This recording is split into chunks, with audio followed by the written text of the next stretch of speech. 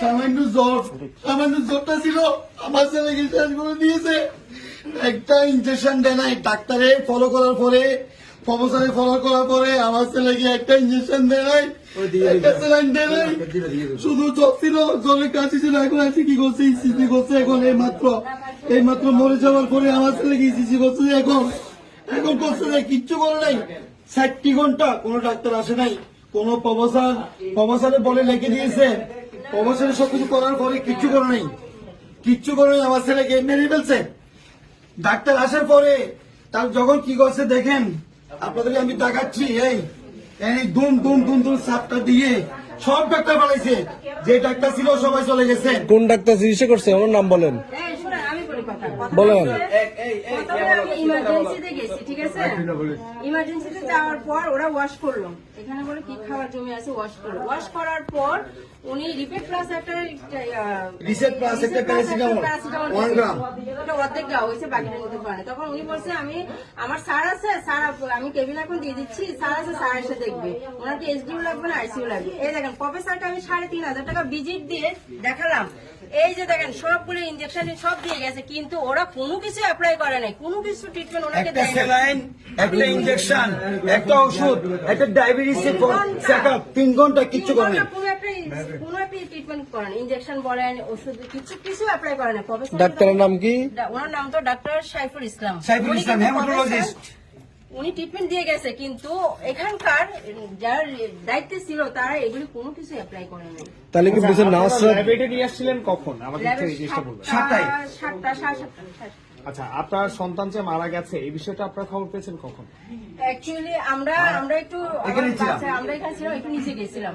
তো আমার ছেলে ফোন দিয়ে বলছে, আমার ছেলে ফোন দিয়ে বলছে তোমরা আসো, ওরা 5 বছর ইঞ্জেকশন মারতে পারতেছে না। তো আমার ছেলে তখন আমরা নিচে আইসা আস্তে আস্তে দেখে ও মারা গেছে।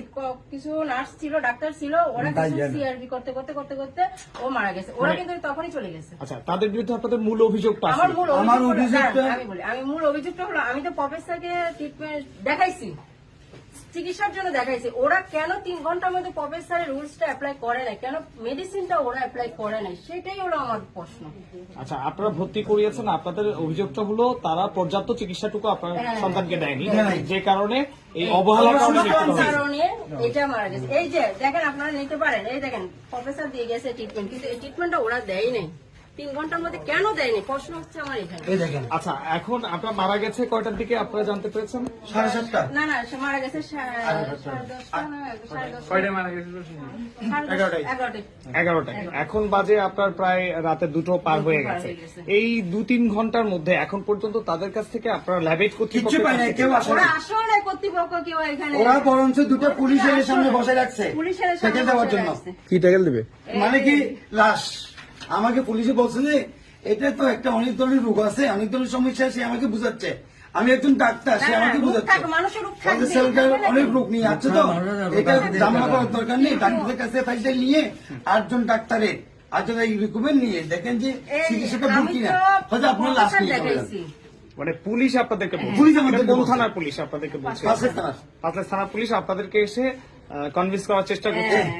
আমার প্রশ্ন আমি তো প্রফেসরকে টাকা দিয়ে চিকিৎসা করাইলাম, ঠিক আছে, আমার কেন মেডিসিন গুলো অ্যাপ্লাই করলো না তারা?